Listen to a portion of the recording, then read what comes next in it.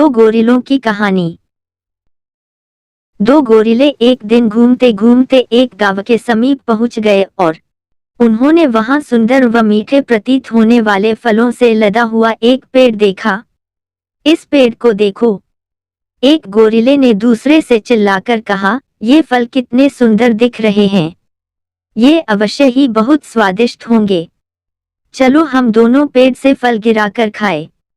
दूसरा गोरिला बुद्धिमान था, उसने कुछ सोचकर कहा, नहीं नहीं, एक पल के लिए सोचो, यह पेड़ गांव के इतने समीप लगा है और इसके फल इतने सुंदर और पके हुए हैं, लेकिन यदि ये अच्छे फल होते तो गांव वाले इन्हें ऐसे ही क्यों लगे रहने देते, लोगों ने इन्हें अवश्य ही तोड़ लिया होता।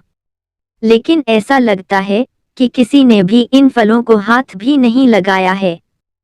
इन्हें मत खाओ, मुझे विश्वास है कि ये फल खाने लायक नहीं हैं। कैसी बेकार की बातें कर रहे हो, पहले गोरिले ने कहा, मुझे तो इन फलों में कुछ बुरा नहीं दिख रहा, मैं तो फल खाने के लिए पेड़ से फल गिराऊंगा। जैसी तुम्हारी इच्छा, बुद्धिमान गोरिले ने कहा, मैं खाने के लिए कुछ और ढूंढता हूँ। पहला गोरिला पेड़ से फल गिराकर खाने लगा और उसने जी भर के फल खाए, लेकिन वे फल उसका अंतिम भोजन बन गए क्योंकि फल स्वादिष्ट तो थे परंतु जहरीले थे। दूसरा गोरिला जब कहीं और से खा पी कर आया तो उसने पेड़ के नीचे अपने मित्र को मरा हुआ पाया। उसे यह देखकर बहुत दुख हुआ, लेकिन वह तो पहले ही अपने मित्र को सावधान कर चुका था।